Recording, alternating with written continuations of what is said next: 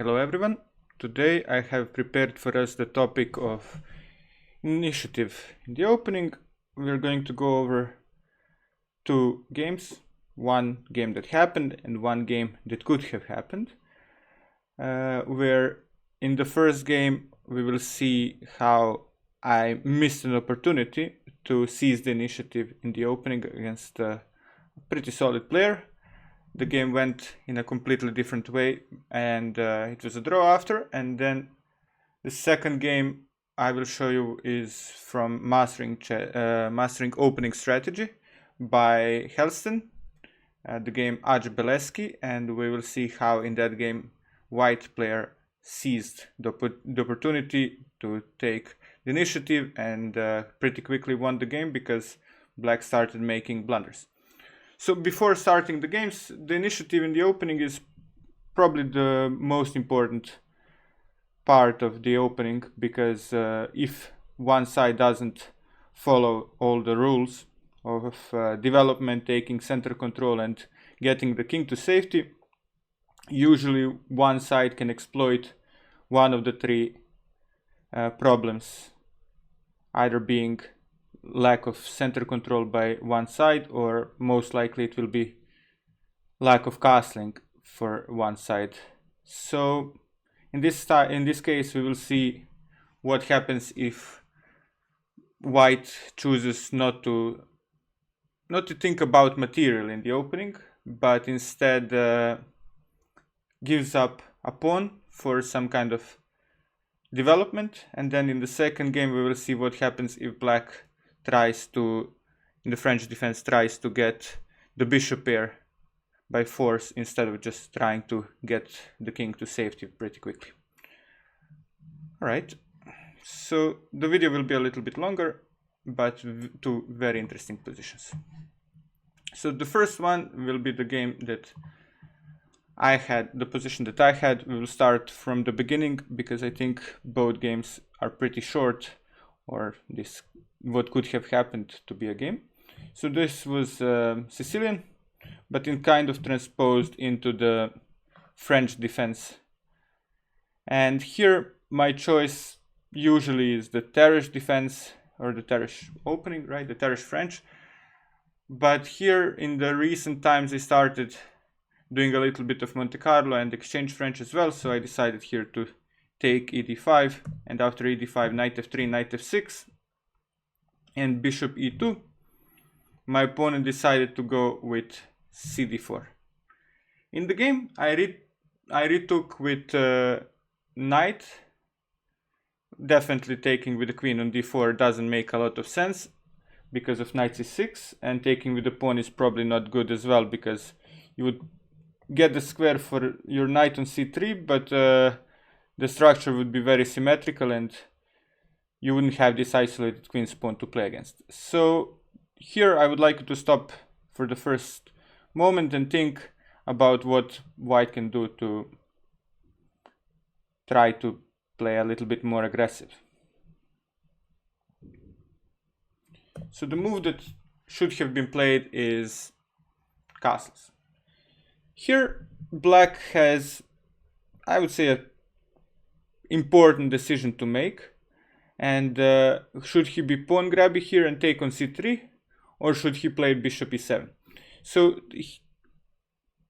playing for the initiative instead of material often doesn't allow the other side to just grab the material. In this case we will see that taking on c3 is still okay, but would lead to a more risky position where black would have to play better moves, or maybe only moves in many cases. Instead, the move bishop e7, disregarding the free pawn, and after that castling quickly, would have been the best choice.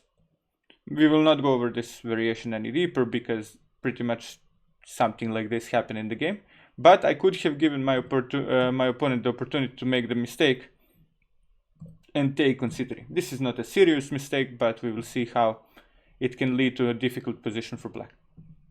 So in this position you can start with rook e1, but after bishop e7 black is pretty quick to castle, so there is nothing that we can gain from rook e1. Of course, going even more pawn grabby here with the move bc2 would be terribly bad, because bishop b5 is checkmate, and we say thank you. But okay, so the move that I recommend here is knight to c3, and here black has, I would say, maybe 2 or 3 solid moves, but maybe the most logical move would be bishop e6.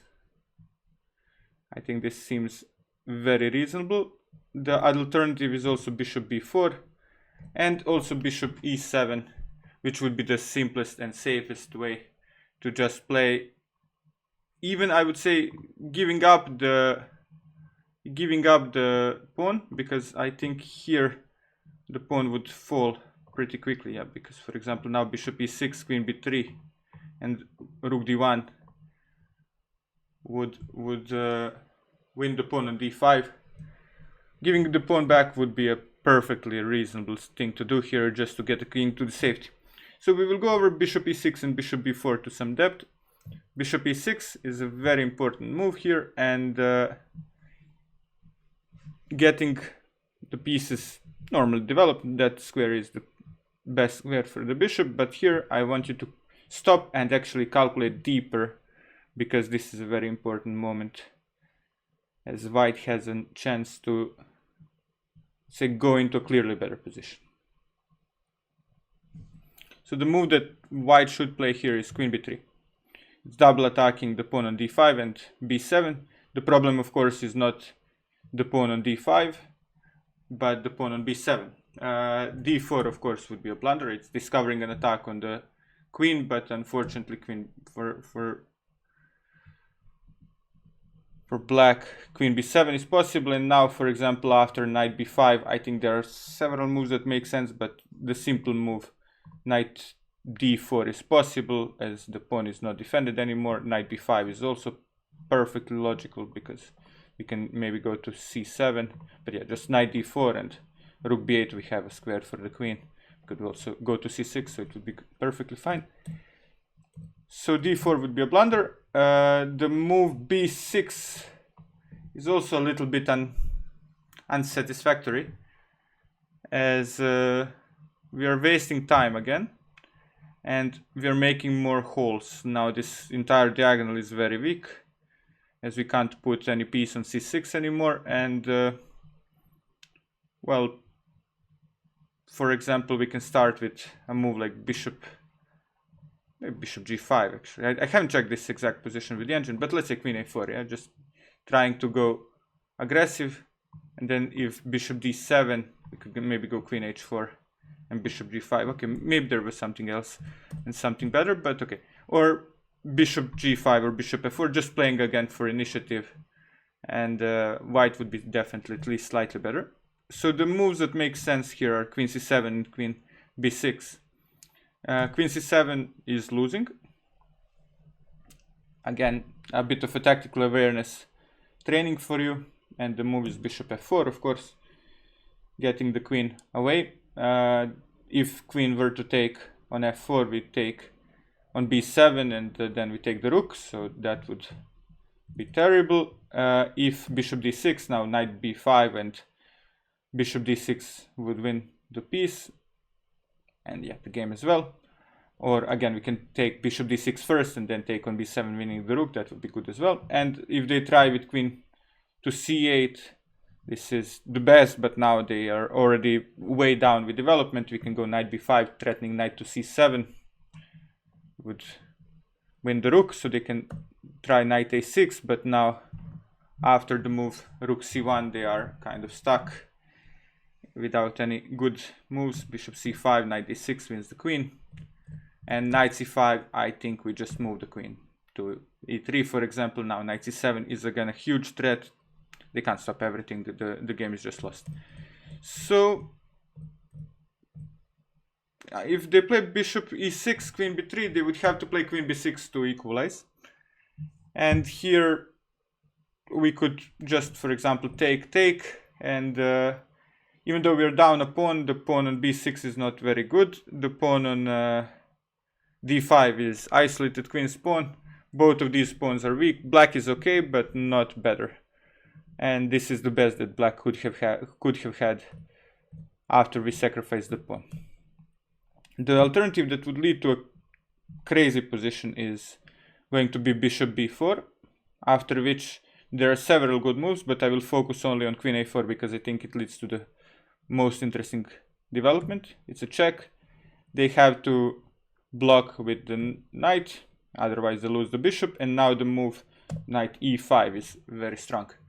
So now we're essentially right away threatening to go knight to c6 and then win the bishop, so they can't play a move like, I don't know, some queen b6 or something like that. The knight is also pinned, so they can't take the knight. The only move that makes kind of sense is queen a5, but we want to go over the moves bishop d7 and queen a5. Queen a5 is the correct move, it's defending the bishop and threatening the trade of queens, and the move bishop d7 is the first one that we will check. So now again, a calculation exercise. So if you are here to learn and train and not just to watch me show you these beautiful examples, I would recommend you to pause the video and try to sort yourself out what happens here. So here there are several moves that are good for white, but the move knight to c6 is the best. Of course, bishop c6 would hang the bishop on b4, so the only move is bishop to c3, after which we can take the queen on d8 and they take our queen on a4. But now we have knight b7, taking the pawn on b8 and on b7, and once they move we can go back. Of course, this bishop can go to more than one square, it can go to b4 as well to hold the knight, but I think we have just a3 very simply, and then we will have either a5 or c5 vacated for our knight, so we do not have to worry. And after they move we can go knight c5, and we're not down a pawn, we're not down any material, and the pawn on d5 is just weak. So this would be, I would say, a very important line to calculate. And then of course, if queen a5, we would have the move bishop b5 here, again putting more pressure, as we do not really gain anything by just trading queens. And then after queen a4, bishop a4, bishop d7, knight takes. Again, they have to take with the king, which is not perfect. If they take with a knight, knight e5 just wins the pawn, and probably the position is just clearly better as they haven't castled. And after, for example, move like bishop d6, we could include rook e1, we could also include taking on c6. Yeah, definitely, at least white is clearly better, if not winning, in this position. So they would have to take with the king, and here we can maybe stop the analysis again, but rook d1 maybe is important just to notice that we are going to play against this isolated queen's pawn. And even though we are down a pawn, in this case we have the bishop pair. The best move here for black is actually to take the knight, not to lose the pawn on d5, and now to play against the bishop pair with this isolated pawn. Position is essentially equal, but I would say it's very difficult to play with black pieces. If black is ever going to take this pawn on d5, it's not going to be holdable at all. Alright, so this was the first example. I think what I wanted to show here is what kind of mistakes can happen in a position where one side is given the opportunity to make a mistake by grabbing more material instead of just following the rules of pure logical development and getting the king to safety. So after knight c3, the best is definitely bishop e7 and just castling, giving up the pawn on d5 pretty quickly. Or even better, of course, here is not to take on c3 at all, but just go bishop e7, and we will get what happened in the game with knight d4 and castles, kind of a transposition. But again, castling here is a good move because it offers a chance for the opponent to make a mistake. Alright, so the second game against that was played by Petrac against Belezky in the 90s, I think, was beautifully analyzed by Johan Hellsten in his book Mastering Opening Strategy, which is one of the best books that I've read probably in the last 5 years. It's very well written, even though it's a pretty old book, and it's full of these kind of examples of miniatures where one side doesn't really go for the normal development. So the opening is pretty much the same. It's the French defense, but here we have the Rubinstein French, and then knight d7, knight f3, knight f6, bishop d3, c5, castles, and cd. Okay, it's not a terrible move by itself, but again, it's kind of losing time. I think that bishop e7 and castles would be preferable, but okay, I think it's okay. And we have here cd, knight takes, and here again I would prompt you to stop and think, what should black do? If you said black should play bishop e7 and castle, congratulations, you have already learned a lesson from today, and that is that king safety is very important. Instead, black goes with knight c5, either trying to take the bishop on d3 or forcing the trade of the knights and then developing the bishop. So he had in mind that either this bishop on d3 will be taken, or the move knight e4, knight e4 is going to be forced. Knight takes c5, sorry, would be forced because the knight on e4 is hanging, and then black would be fine. But here actually the move bishop b5 would be very strong. It was not played in the game. Actually, Ach had several mistakes before he actually got the gist of the position correctly. This bishop b5 is perfectly logical, of course. And then black has several moves. Knight fd7 and knight cd7 are very passive. We won't go over them in detail. I think they are just bad, yeah. Maybe knight fd7 makes some sense. Could we maybe just focus here for a moment? Okay, knight fd7 is going to show, if I calculate this correctly, will show the tactic that happened actually in the game a little bit later. So bear with me here because I'm not sure if this is correct, but I can try.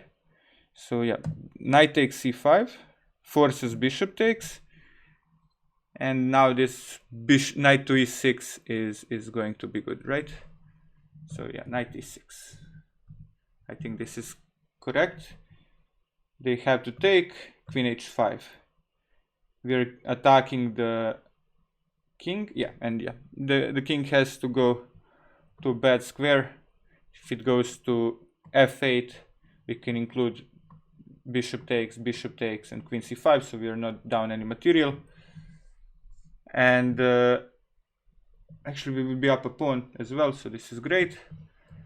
And the alternative would be bishop d7. So this I analyzed before, bishop d7, and now we should include knight takes f6. This is very strong. If queen takes, we go bishop d7, knight d7, and knight d5. Knight b5. Very similar situation as in one of the previous positions that we analyzed from the first game, with the idea of knight c7 and bishop f4 as well, to put more pressure. Of course, as well, knight d6 is not too shabby, as they would say.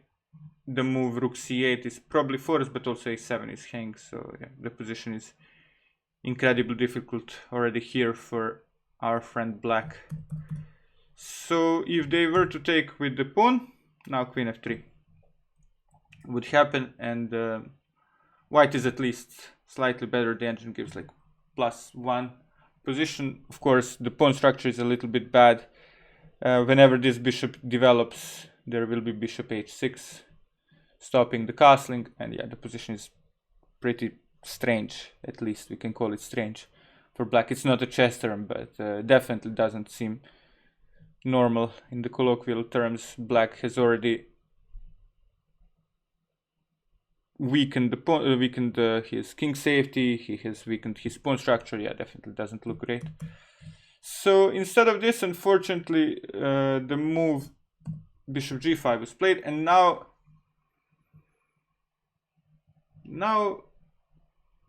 I would guess bishop d3 would be my first choice. Of course, just to mention, queen d4 is not possible due to bishop b5. Black would lose a full queen. Knight c4, now when already given the opportunity to get rid of this stupid knight on e4 that is giving us all the trouble, you should do it. And then bishop e7, just continuing into safety.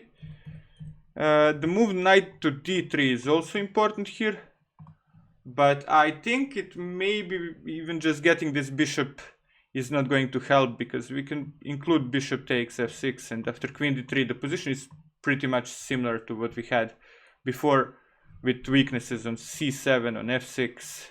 Yeah, for example, queen to c3 would, after knight b5, pose more threats. Of course, the rooks can go to d1, e1. Yeah, it's a difficult position already. Here, instead of this, h6 was played, and here white doesn't waste any time and goes bishop b5 here, which is the correct move. Black played knight c d7, but I would like us to go over the position if bishop were to go to d7 as well. Again, stop the video, calculation exercise, very important position, very interesting position. The best is takes on f6, forcing pawn takes, and as in the position that we have seen already some time ago, knight e6. Not a bad move, but a genius move. If the knight takes, we go bishop d7 and knight f6, checkmating or winning the queen, at least winning the game. Yeah. So they would have to take with the pawn, and then queen h5 would lead to the same position. We can go to some depth here, but I think it's pretty obvious what's happening. And here I think rook d1 just wins. Yeah, rook d1, and they can resign. The bishop can't be defended. You're going to be up a full piece. In the case of bishop b5, we have to just notice that the rook on a1 is also, rook on a8 is also hanging, so we can win the material there. Of course, we can also give mate, which is probably good enough, if you ask me. And this one, pretty nice mate with knight f6. So, okay, if the bishop went to d7, that would happen, and if the knight goes back to d7, this happened in the game.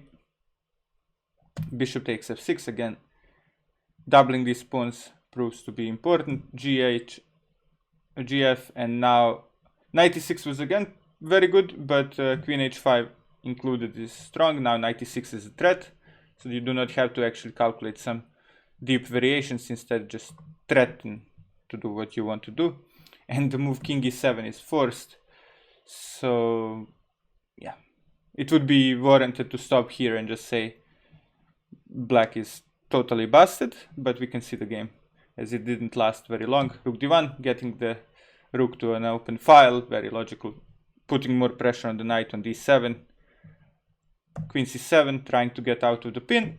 Rook e1, putting more pressure on the king, because now there is an x-ray as well on the e file. Knight e5 tried. Queen h4, putting pressure on f6. You see, every move for white is very logical. The position plays itself. Bishop g7, and now, okay, the move that is not very easy, but also it's not that difficult. Knight takes f6. Again, showing up this is this x-ray on the king. So after bishop f6, knight f5 takes, there is rook e5, there is queen b4, actually it's here, checkmate right away, so I don't know how he didn't see this, but okay, it was mate in 2, he takes on e5, and now the game is over, queen b4, and bishop c4, again, you would win the game. So he just found mate in 4 instead of mate in 3. Of course, there is queen d5 here, but we're not going to play down a full queen and the king in the center of the board, so this was resigned, but just to show, for example, how this could have happened. And yeah, okay, I think it's checkmate, right? King c6, how to do this? Queen d6, yeah, king b5, rook d5, king a4, and queen a3, yeah. So with the king in the center, the game doesn't last very long. All right, so that was it. A pretty long video, but I hope also a pretty interesting one. We have seen the two positions in which one side decided not to castle, but instead grab some material, and how bad it can go. In some cases, it doesn't lead to a loss, but to a position in which one side has to, the side that decides to take the material will have to play very accurate to survive, but in some cases even playing accurately is too late, so it would lead to a loss nonetheless. Thank you for watching. We will have more videos soon, a little bit of my philosophy of chess training, as I'm going to be playing a classical tournament in 2 weeks. I will be preparing videos on the topic of training for a tournament.